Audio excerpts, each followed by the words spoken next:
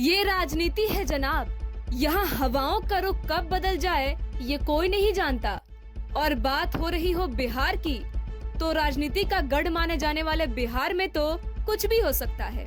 बिहार में कुछ दिनों से पंचायत चुनाव का दौर चल रहा था, जो 11 चरणों में संपन्न हो चुका है।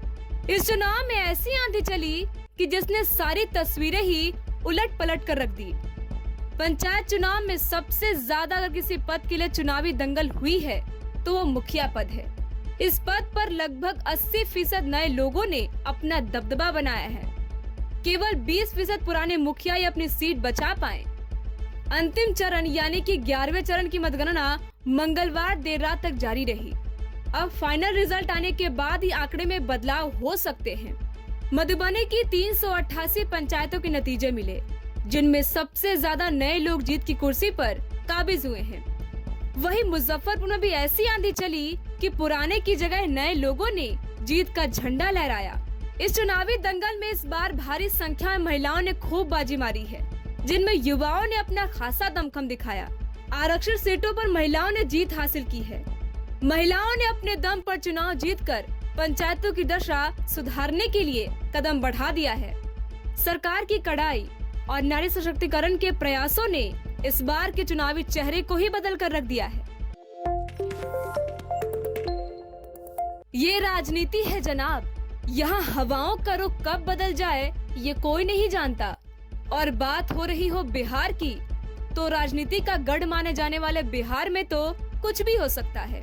बिहार में कुछ दिनों से पंचायत चुनाव का दौर चल रहा था, जो 11 चरणों में संपन्न हो चुका है।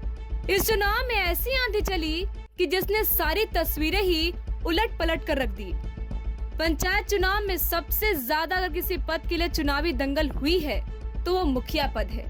इस पद पर लगभग 80% नए लोगों ने अपना दबदबा बनाया है।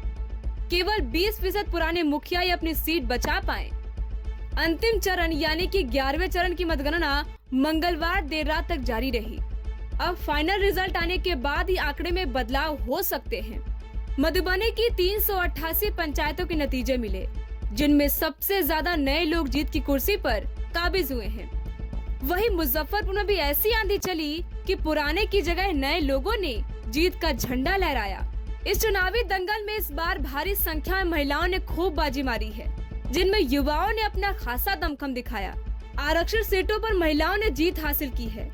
महिलाओं ने अपने दम पर चुनाव जीतकर पंचायतों की दशा सुधारने के लिए कदम बढ़ा दिया है। सरकार की कड़ाई और नारी सशक्तिकरण के प्रयासों ने इस बार के चुनावी चेहरे को ही बदल कर रख दिया है। टाइम 8 बिहार के लिए पटना से ब्यूरो रिपोर्ट।